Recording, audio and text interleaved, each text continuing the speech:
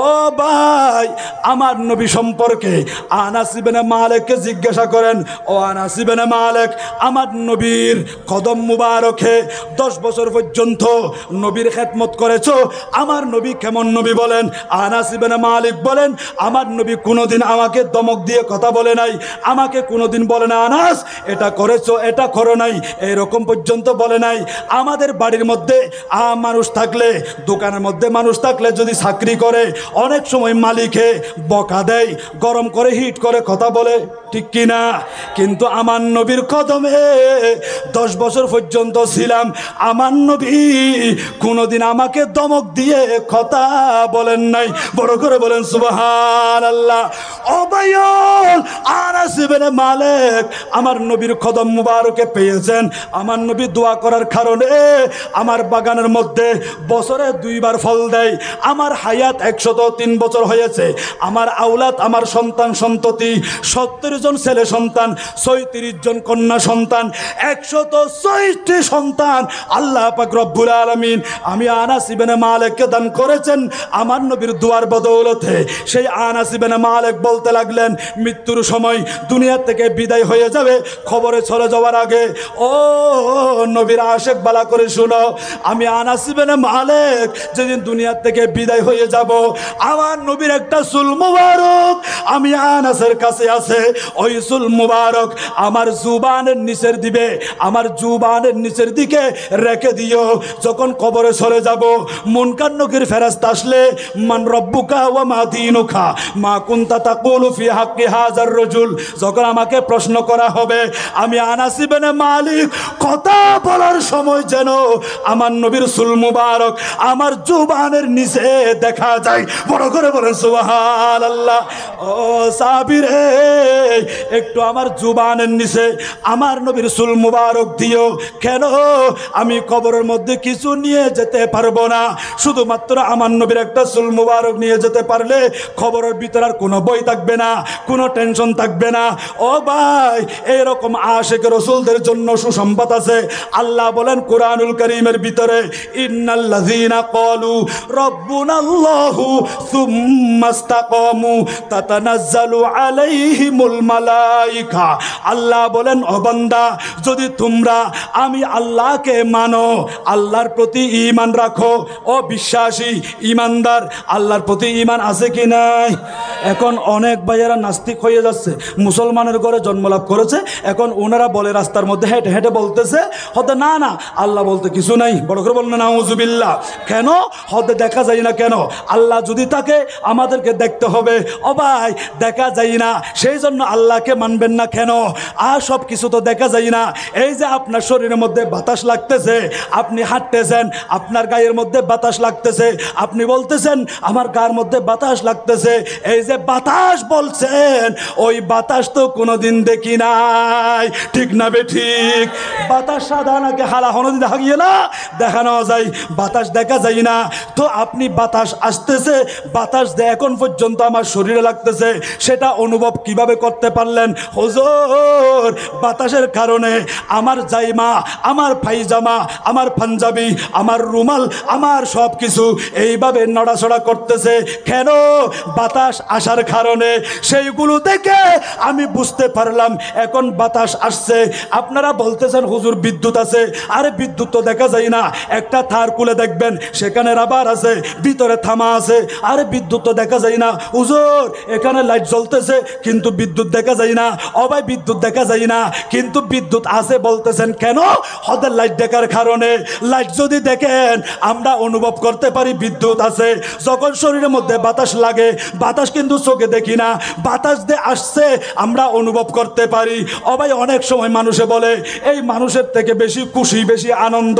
আরে খুশি আনন্দ এটা তো চোখে দেখা যায় না। আপনি বলতেছেন ওনার ভিতরে আনন্দ আসছে, খুশি চলে আসছে। এই খুশি আনন্দ কিভাবে অনুভব করতে পারলেন? হুজুল্লে, ওনার চেহারার হাসি দেখে আমরা বুঝতে পারলাম ওনার ভিতরে আনন্দের ঢেউ মারতেছে। আনন্দ দেখা যায় না কিন্তু ওনার হাসি দেখে আনন্দ যে আছে সেটা আমরা অনুভব করতে পারি। অনেক সময় মানুষের চেহারা মলিন হয়ে যায়, আরে ওই মানুষটার ভিতরে রাগ চলে আসছে, আরে রাগ গুসা এটা তো দেখা যায় না হুজুর, আমরা রাগ দেখি না, কিন্তু ওনার চেহারা দেখে বুঝতে পারলাম ওনার ভিতরে রাগ বিরাজমান। ও ভাই, আপনি তো বাতাস দেখেন নাই, বিদ্যুৎ দেখেন নাই, না দেখার পরেও আপনি যে সেটা অনুভব করতে লাগলেন। এখন একটু করে গভীরভাবে চিন্তা করেন, আল্লাহ পাক রব্বুল আলামিন আসমান সৃষ্টি করেছেন, জমিন সৃষ্টি করেছেন, চন্দ্র সূর্য সৃষ্টি করেছেন, হাজার হাজার লক্ষ লক্ষ অগণিত তারকা নক্ষত্র সৃষ্টি করেছেন, গ্যালাক্সি সৃষ্টি করেছেন, কয়েকটি গ্যালাক্সি মিলে এক গ্যালাক্সি পুঞ্জ হয়ে যায়, এইরকম হাজার হাজার জগৎ আল্লাহ পাক রব্বুল আলামিন সৃষ্টি করেছেন। আপনার বাড়ির মধ্যে একটা চেয়ার বানাতে, একটা টেবিলের জন্য, দরজা বানানোর জন্য একটা কারিগর মিস্ত্রি দরকার হয়। এত বড় আসমান, এত বড় জমিন, খোদার খোদাই, এই সব কিছুর পিছনে একজন কারিগর আছে। এটা তো আল্লাহ পাক রব্বুল আলামিন সৃষ্টি করেছেন। ও বান্দা, আল্লাহকে দেখতে হবে না, দুনিয়ার জমিনে আল্লাহর সৃষ্টিগুলো দেখে দেখে আল্লাহ যে আছে সেটা অনুভব করো, আল্লাহর প্রতি ঈমান বিশ্বাস রাখো। বড় করে বলেন সুবহানাল্লাহ। আল্লাহ বলেন কুরআনুল কারীমের ভিতরে, আল্লাযীনা ইউমিনুনা বিল গায়ব, যারা গায়েবের প্রতি, গায়েব মানে অদৃশ্য, যেগুলো চোখে দেখা যায় না, যারা গায়েবের প্রতি ঈমান আনয়ন করেছে। ও যুবক ভাই, আজকে আল্লাহকে আপনি মানতেছেন না, আল্লাহকে দেখা যায় না এরকম বলে বলে মানবো না মানবো না। আবার অনেকে যুক্তি দেয়, মানুষ থেকে মানুষ হয়, গরু থেকে গরু হয়, ছাগল থেকে ছাগল হয়, জিন থেকে জিন হয়। আল্লাহ কোত্থেকে হয়েছে? আল্লাহকে কে জন্ম দিয়েছে? বড় করে বলেন না নাউজুবিল্লাহ। এইরকম আমাদের কাছে যুক্তি দিতে চাই, আমরা যুক্তি মানি না, বিনা যুক্তিতে আল্লাহকে মানি কেন? দলিল আছে।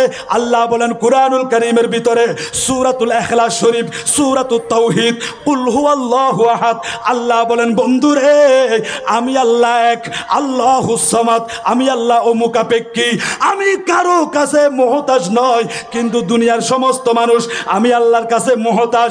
ও বান্দা, এখন তোমার পাগুলো মাটির মধ্যে বাজে না, এখন তোমার ভিতর অহংকার চলে আসছে, শরীরের মধ্যে এনার্জি আছে, আপনার বাহুর মধ্যে চলে আসছে, আপনি কোটি টাকার মালিক, মাটির মধ্যে হাঁটতে চাই না, অনেক উপরে উঠে যায়, অহংকার ফখর কিবর চলে আসে।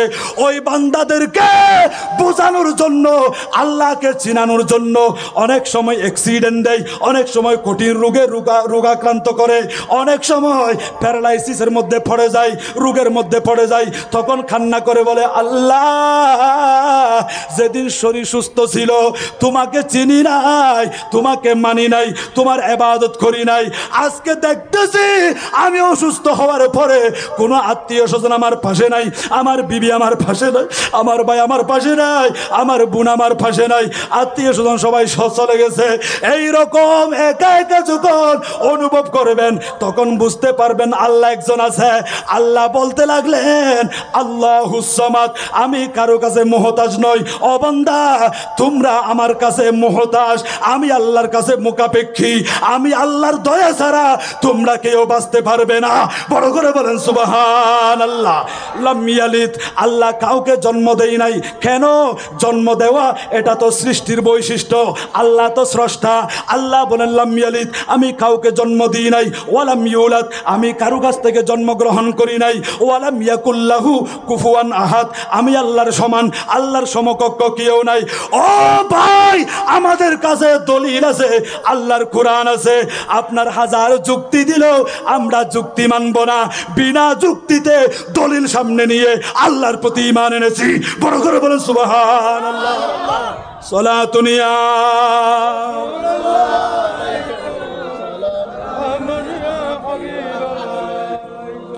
गौसे आज़म आपसे फरियाद है, जिंदा प्रिय पाक मिल्लत कीजिए सलातुन या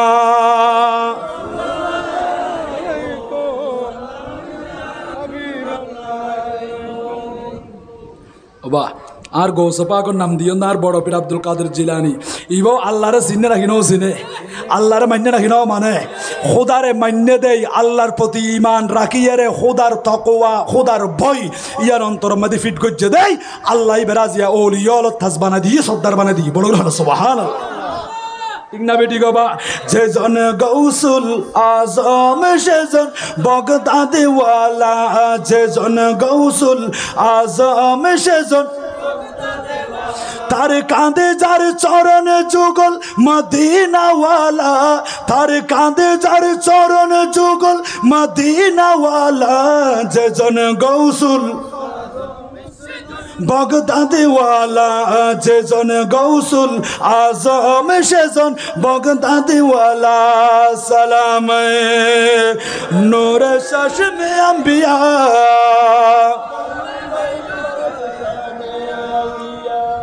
কেমন তাকওয়া, কিভাবে আল্লাহকে ভয় করেছেন আমার গৌসে পাক। একদিন বের হলেন, বাড়ির থেকে বের হলেন, যাওয়ার পরে মানুষকে ইসলামের দাওয়াত দেবে, মানুষকে ভালো কাজের আদেশ করবে, কারণ আমার গৌসে পাকের উপাধি হলো মুহিউদ্দিন, দিন কো জিন্দা করনে ওয়ালা। বড় করে বলেন সুবহানাল্লাহ। এই দিনকে জিন্দা করেছেন আমার গৌসে পাক শাহিন শাহে বগদাদ বড় পীর আব্দুল কাদের জিলানী গিলানী। কেমন আল্লাহর ওলি ছিলেন আপনারা আশ্চর্য হয়ে যাবেন। আখবারুল আখিয়ার আমি লেখি নাই, হুজুরে লেখে নাই, শেখ আব্দুল হক মুহাদ্দিস দেহলভির লেখা। উনি লিখতেছেন আমার গৌসে পাক 40টি বছর এশারের ওযু দিয়ে ফজরের নামাজ আদায় করেছেন। বড় করে বলেন সুবহানাল্লাহ। 15 বছর পর্যন্ত এক পায়ের উপর দাঁড়িয়ে 30 পারা কোরআন শরীফ খতম করেছেন। আমার গৌসে পাক বলেন আমি চলতে চলতে কিছু দূর যাওয়ার পরে আকাশ পরিষ্কার ছিল, সূর্যের তাপ বেশি, যার কারণে আমি ক্লান্ত হয়ে গেলাম, আমি তৃষ্ণার্ত হয়ে গেলাম, পিপাসার্ত হয়ে গেলাম। অনেক সময় আমরা গরমের মধ্যে কাজ করলে পিপাসার্ত হয়ে যাই না? পিপাসার্ত হয়ে যাই, আমরা তৃষ্ণার্ত হয়ে যাই। তখন ফ্রিজ আছে, ফ্রিজের মধ্যে ঠান্ডা পানির ব্যবস্থা আছে। আমার গৌসে পাকের জামানায় ফ্রিজ ছিল না। আমার গৌসে পাক তৃষ্ণার্ত হওয়ার পরে আশেপাশে দেখলেন পানির ব্যবস্থা নাই, কোনো মানুষজন দেখা যায় না। ও আল্লাহ, আমি গৌসে পাক আব্দুল কাদের জিলানী তৃষ্ণার্ত হয়ে গেছি, একটু পানির ব্যবস্থা করে দাও। বড় করে বল না সুবহানাল্লাহ। হতে দেরি হঠাৎ করে দেখা যাচ্ছে আর গৌসে পাকের সামনে পানির গ্লাস, আর গৌসে পাকের সামনে কি এর গ্লাস? পানির গ্লাস। ও গৌসে পাক আব্দুল কাদের জিলানী ধরেন পানি পান করেন। আমার গৌসে পাক পানির গ্লাস নেওয়ার আগে ভালো করে ফলো করে দেখলেন, যে গ্লাসটা নিয়ে আসলো ওই গ্লাস বদ্দার হাটের মধ্যে, কাঁচা বাজারের মধ্যে আমার ব্যবসায়ী ভাইয়েরা, কমিটি ভাইয়েরা, ও মাহফিলের মধ্যে শ্রোতা ভাইয়েরা, আপনারা যেই পাত্র দিয়ে যেই গ্লাস দিয়ে পানি পান করেন ওই রকম গ্লাস নয়। আমার গৌসে পাক বলতে লাগলেন সেটা হলো স্বর্ণের পিয়ালা, স্বর্ণের গ্লাস। কিসের গ্লাস? স্বর্ণের গ্লাস।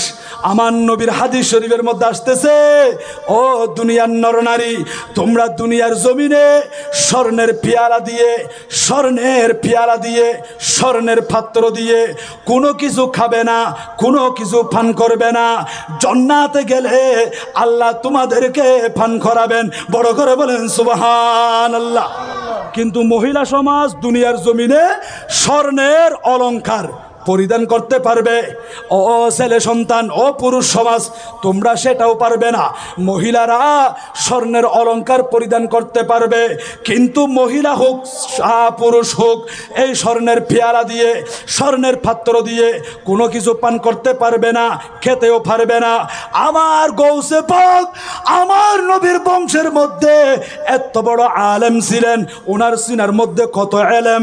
দরস্তুল ইলমা হাত্তা সিরতু কুতুবান। গৌসে পাক বলেন আমি এলম পড়তে পড়তে, এলম হাসিল করতে করতে কুতুব হয়ে গেছি। বড় করে বলেন সুবহানাল্লাহ। আমার গৌসে পাক শাহিন শাহে বগদাদ হযরতে বড় পীর আব্দুল কাদের জিলানী গিলানী আল হাসানী ওয়াল হুসাইনী রাদিয়াল্লাহু তাআলা আনহু বলতে লাগলেন, হঠাৎ করে স্বর্ণের পিয়ালা আমার সামনে চলে আসলো। আমি ডাক দিয়ে বললাম, ও ভাই আমি এই স্বর্ণের পেয়ালা দিয়ে পানি পান করব না। কেন কেন? ও গৌসে পাক আব্দুল কাদের জিলানী, আপনার জন্য কষ্ট করে এই স্বর্ণের পেয়ালা দিয়ে পানির ব্যবস্থা করেছি হুজুর, পানি পান করেন, পানি পান করেন। আমার গৌসে পাক বলেন আমি স্বর্ণের পেয়ালা দিয়ে পানি পান করব না, আমার নবীর নিষেধ আছে, আমার নবী যেটা নিষেধ করেছে সেটা আমি কোনোদিন করতে পারবো না। দেখেন আমার গৌসে পাক কি রকম তাকওয়া, আল্লাহকে ভয় করে, আল্লাহর ডর, আল্লাহর ভয় আল্লাহর ওলিদের কলবের ভিতরে আছে কি নাই? আল্লাহকে এমন ভাবে ভয় করেছেন, আল্লাহ বলেন কোরআন শরীফের ভিতরে মা আতাকুমুর রাসূলু ফাখুযুহু ওয়া মা নাহাকুম আনহু ফান্তাহু। ও বান্দা, আমার রাসূল আমি আল্লাহর কাছ থেকে তোমাদেরকে যা কিছু দান করেছে সেগুলো তোমরা আঁকড়ে ধরো, গ্রহণ করো। আমার নবী যেগুলো থেকে তোমাদেরকে নিষেধ করেছে ওই বিষয়গুলো থেকে যুজন যুজন মাইল দূরে থাকো।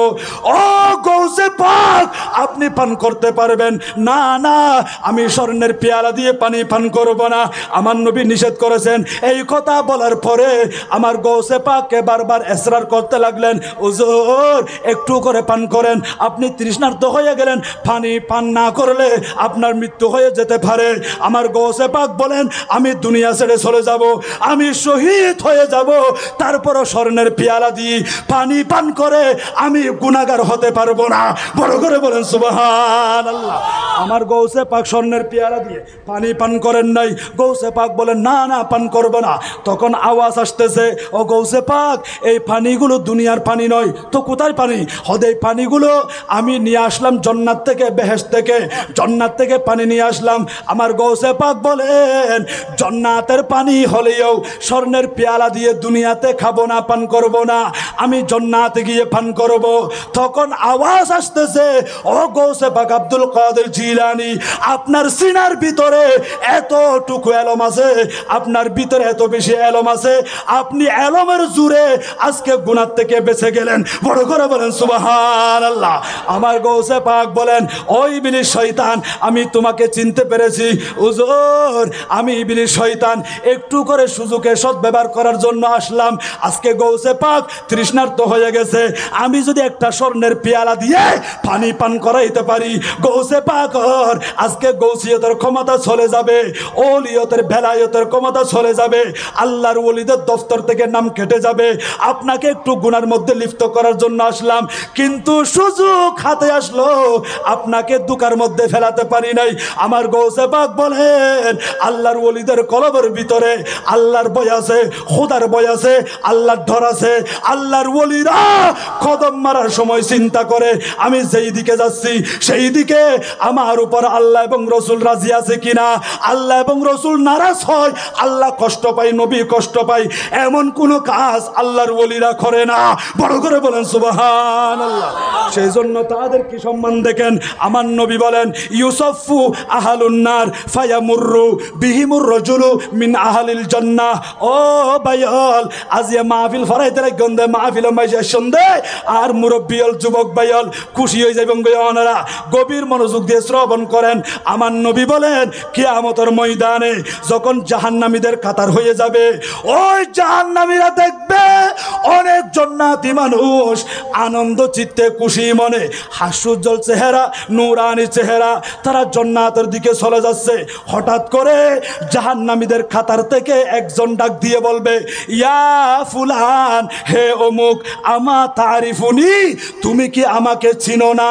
ওয়াকালা বাদুহুম ইয়া ফুলান আতারিফুনি, তুমি কি আমাকে চিনো না? কে তুমি, কে? আমি তো তোমাকে চিনি না হুজুর, আমি বহদ্দার ঘাট কাঁচা বাজারের আমি একজন আশিক রাসূল ছিলাম। আমি দুনিয়ার জমিনে আনাল্লাযী ওয়াহাবতু লাকা ওযুআন, আপনাকে ওযু করার জন্য এক বদনা পানির ব্যবস্থা করে দিয়েছিলাম, আপনাকে এক গ্লাস শরবত পান করাইছিলাম। হুজুর দুনিয়ার জমিনে আমল করতে পারি নাই, কিন্তু আলেম উলামাদের সাথে মোহাব্বত রেখেছি, আলেমদেরকে ভালোবেসেছি। কারণ আমার নবী বলেছেন আল উলামাউ ওয়ারাসাতুল আম্বিয়া, আলেম সমাজ নবীদের ওয়ারিস। আমার নবীর ওয়ারিস বিদায় আমি আলেমদেরকে মোহাব্বত করেছি। হুজুর আপনি জান্নাতে চলে যাবেন, আমি এখন জাহান্নামীদের কাতারের ভিতরে আমি জাহান্নামে যাব, জাহান্নামের শাস্তি আস্বাদন করতে পারবো না। তখন আমার নবী বলেন হাদিস শরীফের মধ্যে, ওই আল্লাহর ওলি, আল্লাহর নেককার বান্দা, একজন হক্কানি আলেম, উনি দাঁড়িয়ে যাবেন, আল্লাহর দরবারে ফরিয়াদ করবে, আল্লাহ আমি জান্নাতে যাব না। ও বান্দা, কেন কেন? তোমার কোনো গুনাহ নাই, পাপ নাই, তুমি সওয়াবের গাট্টি ভরপুর করে খবরের মধ্যে এসেছো, আজকে তুমি জান্নাতে চলে যাও, ফুলসিরাতের রাস্তা তোমার জন্য সহজ হয়ে যাবে। আল্লাহ গো, আমি কিভাবে যাব? দুনিয়ার জমিনে আমাকে মোহাব্বত করতো, আমাকে ভালোবাসতো, আমাকে দেখলে অজুর পানি আগাই দিত, আমাকে চা পান করাতো, এইরকম একজন আশেক দেখা যায়, আমার একজন ভক্ত দেখা যায়, উনাকে ছাড়া আমি জান্নাতে যাব না। আজকে আপনারা মৌলানা সাইফুল ইসলাম হেলালি সাহেব মদ্দাজিল্লুহুল আলী এইরকম হুজুরকে, আরো উলামা ইকরাম, হক্কানি উলামা ইকরাম হুজুরদেরকে দাওয়াত করেছেন, মুহাব্বত করেছেন। এইরকম হুজুরদের সাথে মুহাব্বত রাখলে কি রকম লাভ হবে দেখেন। আমার নবী বলেন, কিয়ামতের ময়দানে হক্কানি উলামা ইকরাম তোমাদের পক্ষে আল্লাহর দরবারে সুপারিশ করবে, ফায়াশফাউ লাহু ফায়ুদখিলুহুল জান্নাহ। আল্লাহ বলবে, বান্দারে তোমরা যখন শাফাআত করেছো, তাদের পক্ষ অবলম্বন করেছো, আমি আল্লাহ তোমাদের দিকে তাকিয়ে তাদের গুনাহগুলো মাফ করে দিলাম। ও ফেরেশতা, এই বান্দাদেরকেও জান্নাত দান করো। বড় করে বলেন সুবহানাল্লাহ। সালাতুনিয়া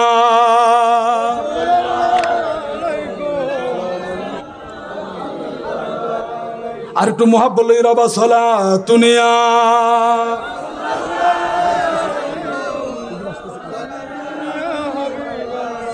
हर के शक मुस्तफ़ा सामने उस्त बहरो बरदर गुशायदा माने उस्त सला दुनिया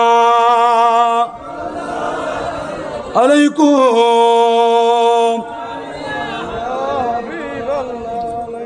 ওনরা চিন্তা করুন দে, মানে এত অনকে ওজন নবাইয়ারা হন্দেরে অবা উজুর আইব, ওনারা দিল ভরি প্রাণ ভরিয়ে ওয়া শ্রবণ করিতে পারিবন। উজুর আইয়ের ওনারা ব্যাগ গুণ ধৈর্য সহকারে বইয়ন। আই হইতাম আসিলাম দে, তাহলে আন নবীর মোহাব্বতি আন অন্তর মধ্যে লাইব নাকি নলাইব? রসুল সিনা ফুরিব, রসুলের মোহাব্বতি আন লাইব।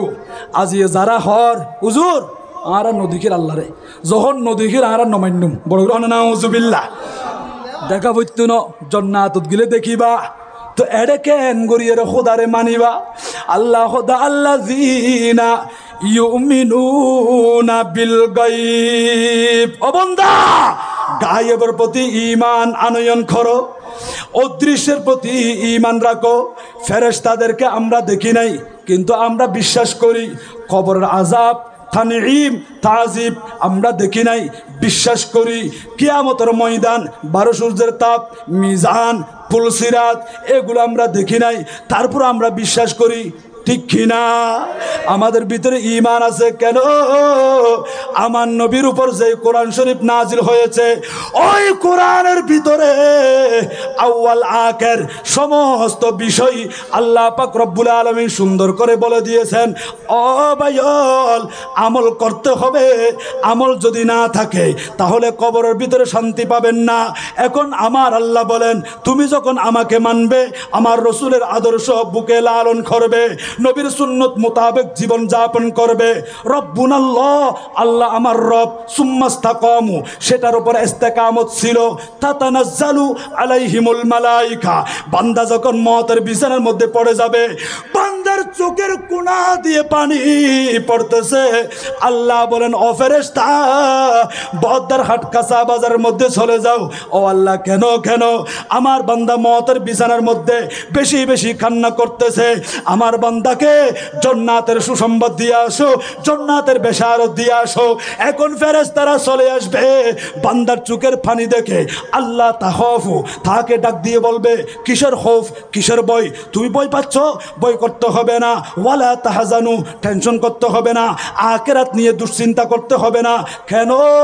আমরা ফেরেশতা আল্লাহর পক্ষ থেকে এসেছি তোমাকে সুসংবাদ দেওয়ার জন্য। কিসের সুসংবাদ? ওয়া আবশিরু বিল জান্নাতিল্লাতী কুনতুম তুআদুন। ও আল্লাহর বান্দা, তুমি যখন আল্লাহর প্রতি ঈমান এনেছো, রাসূলকে মুহাব্বত করেছো, আজকে তোমাকে বেশারত দিলাম, সুসংবাদ দিলাম, তুমি জান্নাতি। তুমি মৃত্যুবরণ করার পরে দেখবে খবরটা তোমার জন্য জান্নাতের বাগান হয়ে যাবে। সেটা আমি বলি নাই, আমার নবী বলেন, ফাইন কানাত সলিহাতিন ক্বালাত কদ্দিমুনি। একজন নেককার মানুষ শরীর থেকে যখন রূহ বের হয়ে যায়, উনি ডাক দিয়ে বলে, আমাকে তাড়াতাড়ি নিয়ে যাও, তাড়াতাড়ি নিয়ে যাও। ক্বালাত কদ্দিমুনি, কদ্দিমুনি, আমাকে দ্রুত নিয়ে যাও। কেন? কেন? ও সন্তান সন্ততি, আমার ভাই ব্রাদার প্রতিবেশী, আমি দেখতেছি আমার খবর মাটির খবর নাই, জান্নাতের বাগান হয়ে গেছে। ইন্নামাল খবরু রাউদাতুম মির রিয়াদিল জান্নাহ আও হুফরাতুম মিন হুফারিন নার। এখন তো আমার জান্নাতের বাগান হয়ে গেছে, আমি ওই খবরে চলে যাব, আমাকে দ্রুত নিয়ে যাও। ওয়া ইন কানাত গায়রা সালিহাতিন, যদি মানুষটা বদকার হয়, যদি নেককার না হয়, তার ভিতরে যদি গুনাহ থাকে, রাসূলের প্রতি বুকস রেখেছে, আমার নবীর সাথে বেয়াদবি করেছে, ওলিদের সাথে বেয়াদবি করেছে, এমন বদকার মানুষ যখন হবে, সেই ডাক দিয়ে বলবে, কহলাত লি আহলিহা ইয়া ওয়াইলাহা আইনা তাযহাবুনা বিহা, হায় আফসোস, আমাকে কোথায় নিয়ে যাচ্ছ? আমি সেই কবরে কিভাবে থাকবো যেই কবরের মধ্যে দাউ দাউ করে আগুন জ্বলতেছে? ওই কবরের ভিতরে আমাকে দিও না, আমাকে রেখে দিও না, ওই কবর আমি থাকতে পারবো না। এইরকম একজন বদকার কান্না করতে থাকে, ওই খবরের ভিতর আমি যেতে পারবো না, জাহান্নামের গর্তে পরিণত হয়ে গেছে খবর। বড় করে বলেন নাউজুবিল্লাহ। আমার নবী বলেন, ওয়াথার